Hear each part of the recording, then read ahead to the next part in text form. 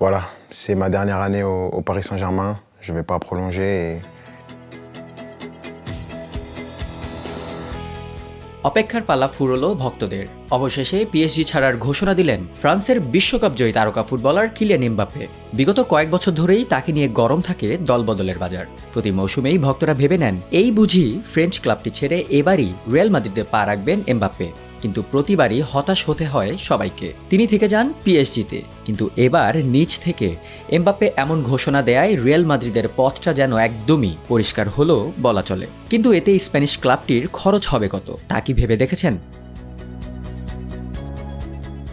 চুক্তির মেয়াদ শেষে পিএসজি ছাড়ায় এমবাপ্পের জন্য আলাদা কোনো ট্রান্সফার ফি পাবে না ফ্রেঞ্চ ক্লাবটি। আর এই সুযোগটি কাজে লাগিয়ে বিশাল অঙ্কের অর্থ পকেটে পুরবেন এমবাপ্পে। তাকে দলে ভেড়াতে পিএসজিকে যে অর্থ দিতে হতো সেই একই পরিমাণ অর্থ এবার এমবাপ্পেকে দেবে রিয়াল মাদ্রিদ। বিবিসির স্পোর্টস রিপোর্টার গুইলেম বালাগের সূত্র মতে যা প্রায় 150 মিলিয়ন ইউরো।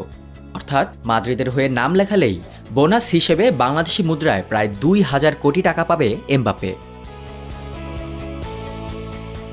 তবে আপনাদের মাথায় প্রশ্ন আসতে পারে, মাদ্রিদের কাছ থেকে সাইন ইন বোনাসে যেহেতু এমবাপ্পে এত টাকা নিচ্ছে, তাহলে বেতন হিসেবে তো আরও অনেক টাকা নেবে।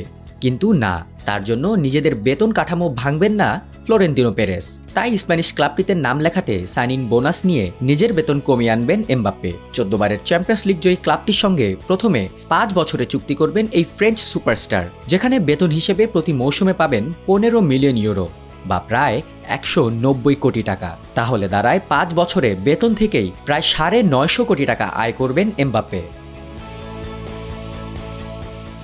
ফ্রেঞ্চ সুপারস্টারকে দলে পাওয়ার জন্য 2021-এই পিএসজিকে 220 মিলিয়ন ইউরো অফার করেছিল রিয়াল মাদ্রিদ। তখন তাদের সেই অফার প্রত্যাখ্যান করে নতুন করে এমবাপ্পের সঙ্গে 3 বছরে চুক্তি করে পিএসজি। কিন্তু 2022-এ আবারও মাদ্রিদে যোগ দিতে দিতে ইউটার্ন নিয়ে নতুন করে পিএসজির সঙ্গে 2 বছরে চুক্তি করে বসে এমবাপ্পে। এত সব জল্পনা কল্পনার পর অবশেষে এবার পিএসজি ছাড়ছেন তিনি।